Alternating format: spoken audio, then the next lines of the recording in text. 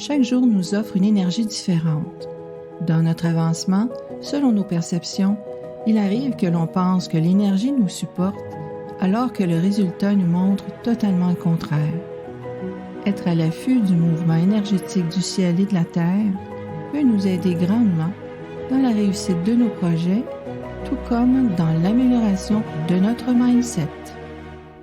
Ici Louise Maina-Paquette et bienvenue à l'épisode sur les prévisions et opportunités de la semaine. Et bonjour tout le monde! Un autre épisode de prévisions et opportunités de la semaine pour la semaine du 8 février au 14 février, inclusivement. Alors, cette semaine, on a 2 journées qui nous donnent du fil à retordre pour les activités et c'est vendredi le 11 et le 14 février, la journée de la Saint-Valentin, où on va devoir avoir du doigté, je vais dire ça comme ça, pour éviter les malentendus, les malaises et les petites chicanes peut-être. Donc, pour éviter la houle, vous êtes avertis. Je vous invite vraiment à planifier de doux moments et des moments de compréhension et de douceur pour la Saint-Valentin. Donc, les autres journées nous offrent quand même des bons moments. Donc, pour commencer une formation, on ira avec mardi, jeudi ou dimanche. Démarrer un régime, parce que des fois ça arrive, hein? On veut démarrer une nouvelle, ça pourrait être une nouvelle habitude alimentaire, ça pourrait être n'importe quelle nouveauté où ça prend de la discipline. Vous savez, dans l'agenda, on dit démarrer un régime, il faut savoir lire entre les lignes. Alors, si vous souhaitez, exemple, démarrer vos exercices matinaux et les faire de façon régulière, souhaitez débuter soit mardi, jeudi ou dimanche pour que ça se perdure dans le temps. Les déplacements, on favorisera mardi et mercredi. Pour les mariages, les meilleures journées sont mercredi le 9 et jeudi le 10. Et les activités spirituelles, mardi, jeudi, vendredi ou dimanche, sont les journées où vous aurez la meilleure ouverture pour ces activités-là. Mardi, jeudi ou dimanche sont les meilleures journées pour démarrer un nouveau travail. Donc, c'est la même chose pour les entrepreneurs si vous souhaitez engager de nouveaux employés. Favorisez les faire commencer ces journées-là, soit mardi le 8, jeudi le 10 ou dimanche le 13 février. Pour les inaugurations, on ira avec mardi, jeudi et dimanche.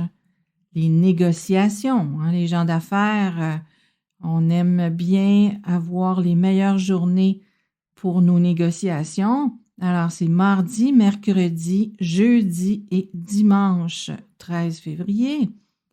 Signer des contrats. La signature de contrat, c'est comme un contrat de mariage. On veut avoir les meilleurs moments. C'est sûr qu'ici, je vous donne toujours les meilleurs moments généralisés.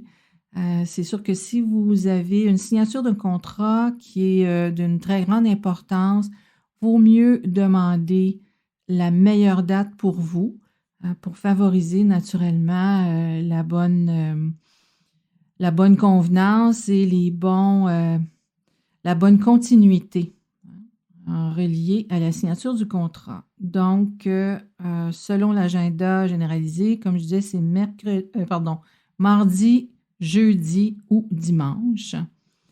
Creuser le sol, donc si vous avez de l'excavation à faire, peu importe ce que vous avez à creuser dans le sol, on va favoriser demain mardi, jeudi ou dimanche le 13.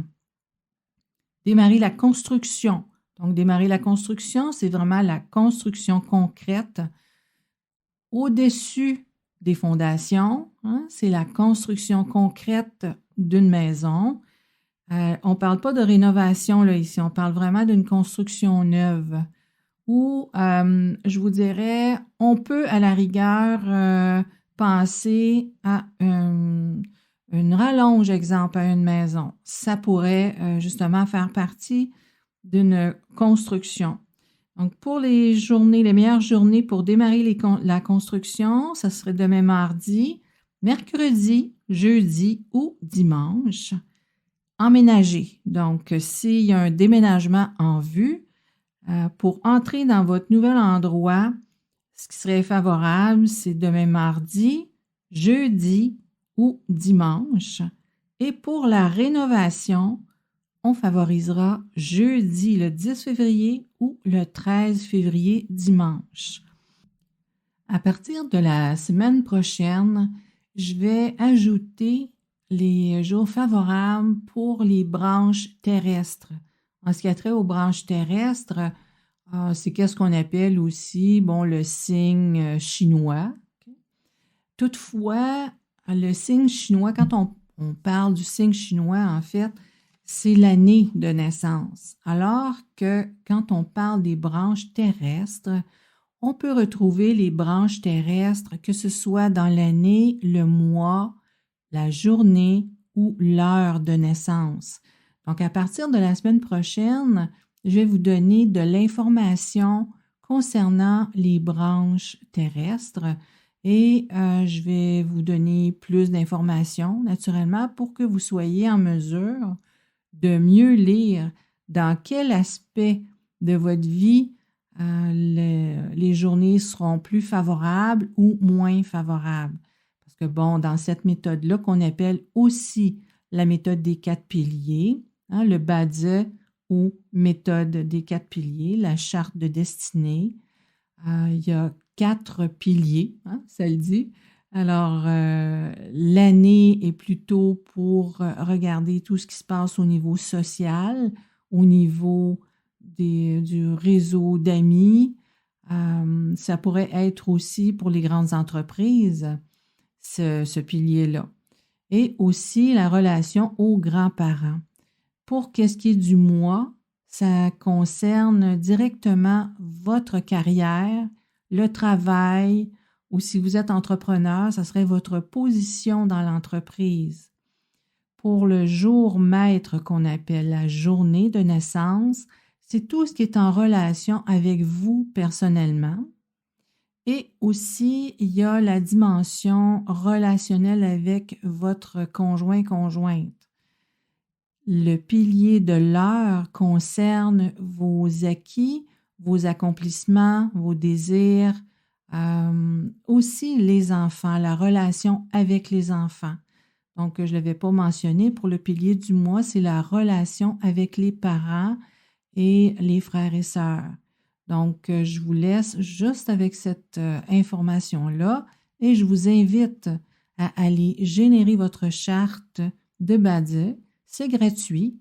Vous pouvez aller sur mon site lasynergie.com et vous descendez dans la page jusqu'à l'endroit où c'est inscrit les calculateurs et la charte de Badze, c'est la première qui se présente que vous pouvez générer. En fait, vous allez voir qu'il y a 3 chartes que vous pouvez générer, la charte de Badze, la charte de Chimanjunjia ou la charte de Feng Shui. Donc, en ce moment, on parle de la charte de Badze. Vous avez simplement qu'à cliquer sur le mot Badze et ça va vous amener dans une autre fenêtre où vous pourrez rentrer vos informations personnelles et ne vous inquiétez pas, c'est le système qui gère les informations. Donc, ça reste confidentiel.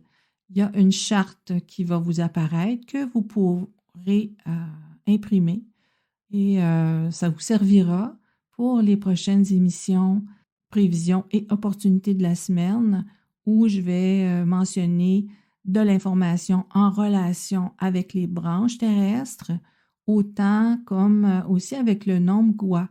Le nombre Gua, vous allez l'avoir en générant votre charte de Badze. Donc, sur ce, je vous souhaite une super semaine. Et je vous dis à mercredi pour les trucs feng shui. Vous aimez ce que je vous présente? Vous voulez en savoir plus? Je vous invite à me rejoindre sur Telegram à Phoenix et Dragon au quotidien. Vous trouverez le lien dans la description de l'épisode. À très vite!